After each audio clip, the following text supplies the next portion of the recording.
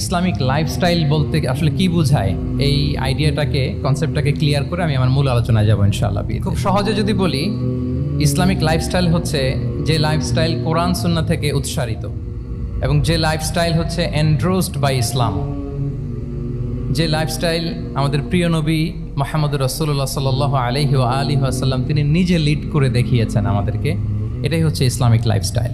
আর যে লাইফস্টাইল কোরআন সুন্নাহ থেকে উৎসারিত, যেই লাইফস্টাইলকে ইসলাম এন্ড্রোসড করে এবং যে লাইফস্টাইল আল্লাহ রাসূল সাল্লাল্লাহু আলাইহি ওয়া আলিহি ওয়াসাল্লাম আমাদেরকে তিনি লিড করে দেখিয়েছেন, এটা একটা কমপ্লিট প্যাকেজ, একটা হোলিস্টিক প্রজেক্ট।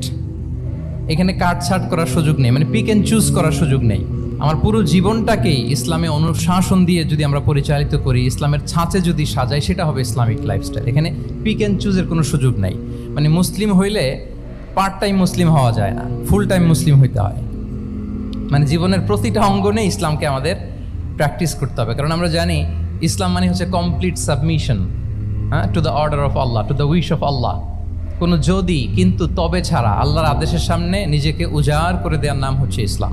আপনি পিক অ্যান্ড চুজ করতে পারবেন না যে এটা আমার ভাল লাগে, এটা আমার সাথে যায়, সো আমি এটা নিলাম, এটা আমার সাথে যায় না, সো এটা থেকে আমি দূরে থাকলাম, তাইলে এটা ইসলামিক লাইফস্টাইল হলো না।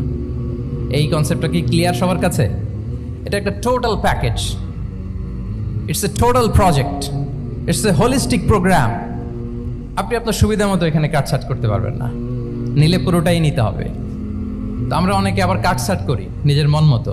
তাদেরকে উদ্দেশ্য করে আল্লাহ তাআলা বলছেন, আফাতুমিনুনা বিবাদিল কিতাবি ওয়া তাকফুরুনা বিবাদ। তোমরা কি আল্লাহর কিতাবের কিছু অংশ মানো আর কিছু অংশ তোমরা অস্বীকার করো? এটা তোমাদের পলিসি? জেনে রেখো, ওয়ার্নিং দিচ্ছেন যে তোমাদের পলিসি যদি এইটা হয়, তাহলে এই দুনিয়াতে আছে তোমাদের জন্য লাঞ্ছনা, আর আখিরাতে তোমাদেরকে শাস্তির মুখোমুখি হতে হবে।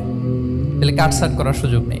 আমরা যেটা করি, নামাজ, রোজা, হজ, জাকাতের মতো এই যে আনুষ্ঠানিক ইবাদতগুলো, এগুলোতে আমরা ইসলামকে খুব মানি, ইসলামের অনুশাসন মানি। কিন্তু আমাদের ব্যক্তি জীবন, পারিবারিক জীবন, সামাজিক জীবন, আমার ডিলিংসগুলো, আমার ট্রেড, আমার বিজনেস, আমার ব্যবসা, আমার বিয়ে শাদী, আমার বিহেভিয়ার, এগুলোকে অনেক সময় আমরা ইসলামের অনুশাসন অনুযায়ী মানতে চাই না।